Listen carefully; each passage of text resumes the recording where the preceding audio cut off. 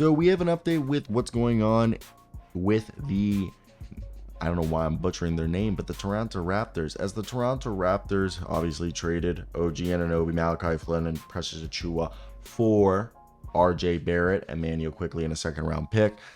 And we all know that they have decided to go forward with the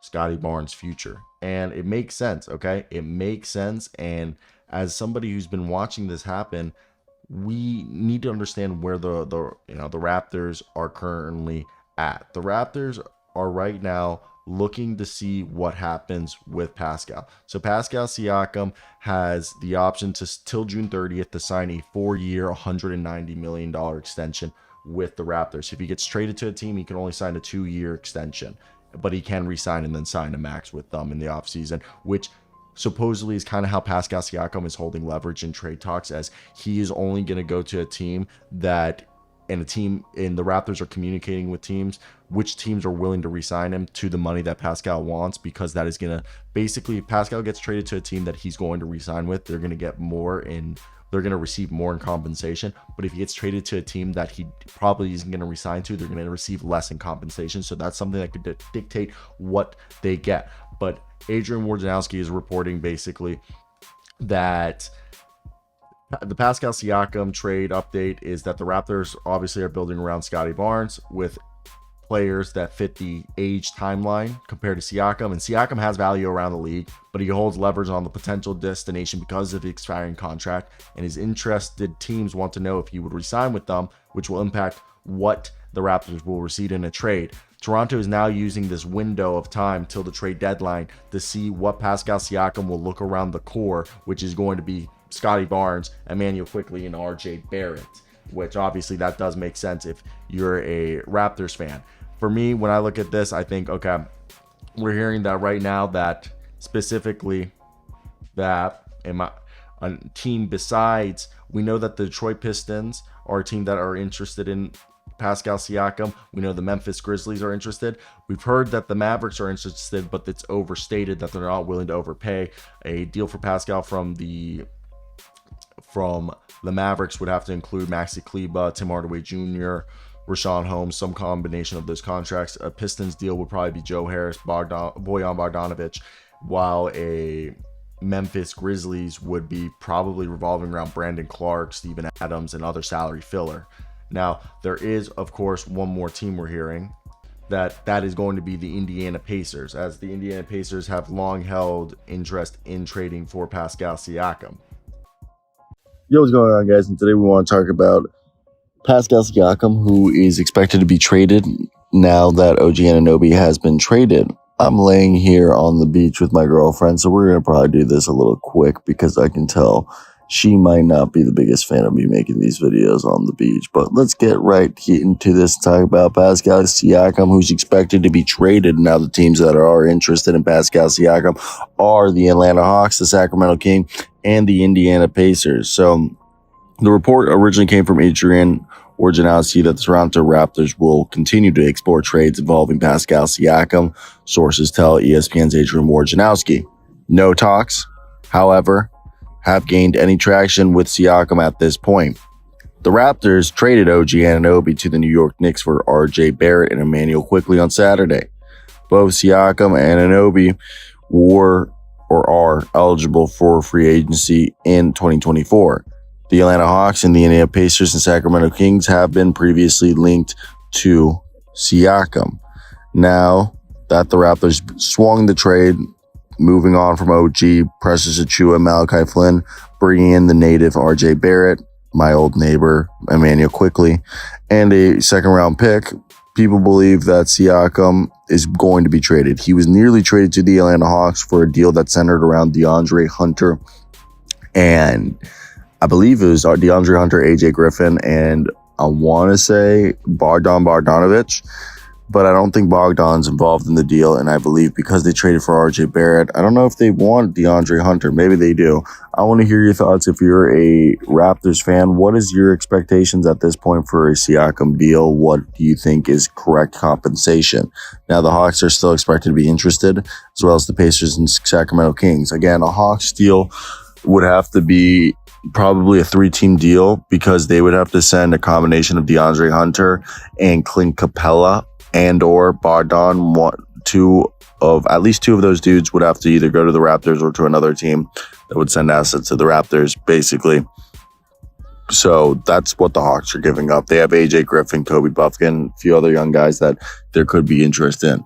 Now, the next one is the Sacramento Kings. A deal from them would probably center around Davion Mitchell, maybe Kevin Huerter, Harrison Barnes, and any other young guys that the Kings would be willing to move on from. I think the untouchables are Keegan Murray, Domantas Sabonis, and Malik Monk and De'Aaron Fox.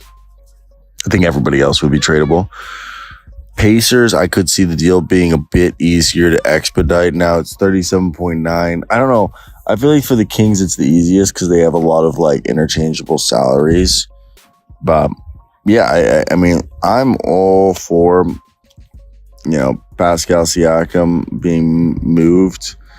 I wonder what the actual going rate. There's a second round pick that just went for our man, and yeah, for me, I think if a second round pick is what OG went for, and he was a guy who was getting offers to go for 2 second round picks last year. I mean, 2 first round picks, and now he just went for 1 second.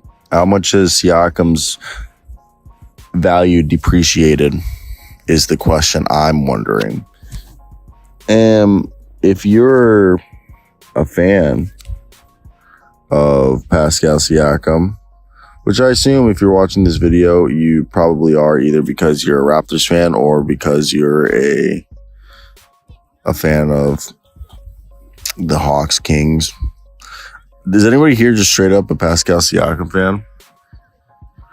I don't know if anybody is. Do those exist? But let's hear the rest that I've reported on.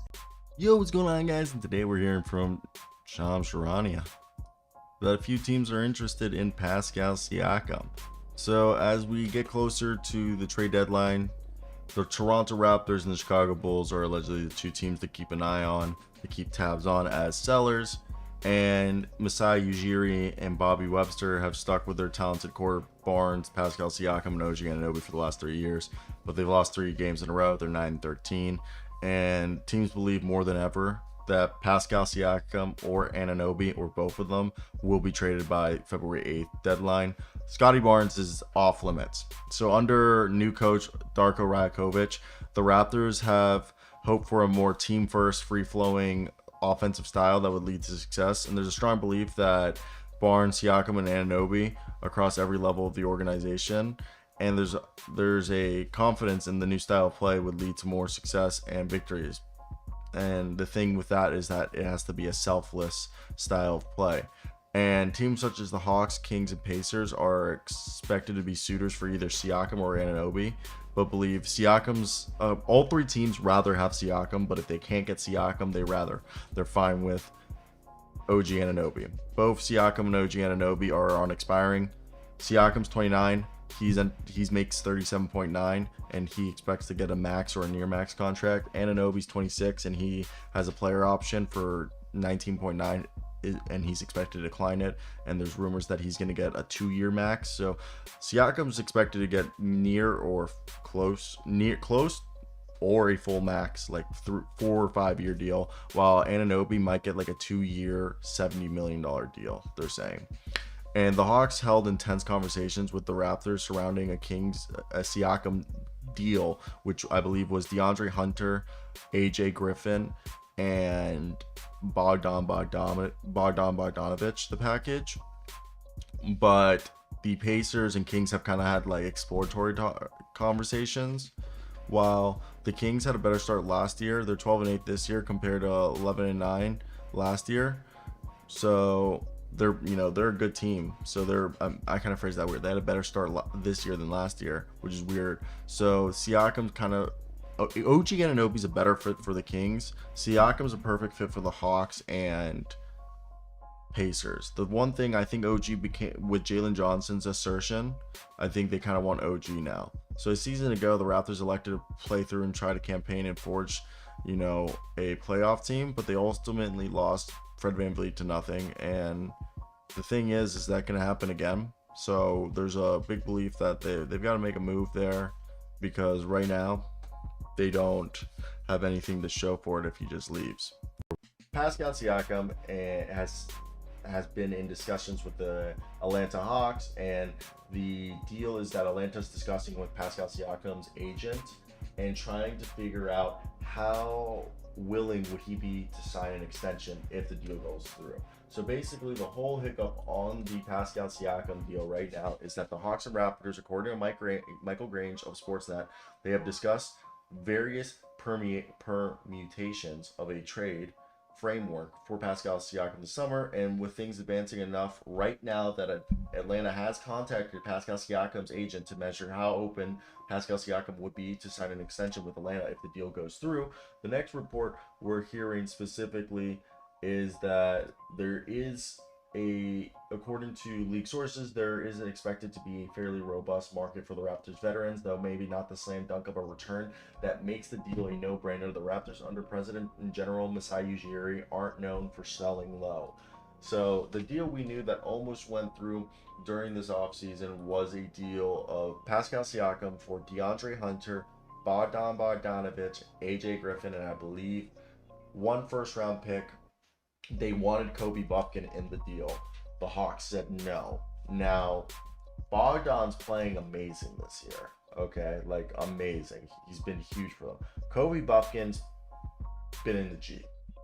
So, my question is, what would you give up if you were the Atlanta Hawks, if we knew the deal that they were cool with was DeAndre Hunter, AJ Griffin, and Bogdan Bogdanovic, one first round pick, and Kobe Buffkin on draft night, or which would now I guess would be two first round picks, AJ Griffin, Bogdan, DeAndre Hunter, but I don't want to give up Bogdan because I think he's playing too good. What would you do? So I get the idea of DeJounte Murray being involved in this deal, but let me come at you with this. Clint Capella, 3-team deal. Clint Capella and DeAndre Hunter and AJ Griffin. You send DeAndre Hunter and AJ Griffin to the Raptors. You're like, okay, Clint Capella can't be going to the Raptors because they have Jakob Poeltl. So I go, yeah, you know what team needs a center because their center's out for season? The Memphis Grizzlies. They've been saying that they want to trade Luke Kennard and John Conchar. So you package Luke Kennard, John Conchar to the Raptors. So the Raptors get DeAndre Hunter, AJ Griffin, Luke Kennard, and John Conchar, 4 players, 1 first-round pick, and 2 second-round picks. They send Pascal Siakam to the Hawks. Hawks get Pascal. They give up Mr. Clint Capella, DeAndre Hunter, and AJ Griffin, and they get back Pascal. They'll give up 1 first-round pick in 2 seconds, and then they send Clint Capella to the Hawks, and the Hawks can send Luke Kennard and John Conchar over there. And if you're going to the Grizzlies. He's going to the Grizzlies because they don't have a center because Steven Adams is. And then what? You're getting 4 players, a first-round pick in 2 seconds, okay, with 2 of those players being starter caliber, 2 being good role players, all right? I really don't think it's that bad of a trade.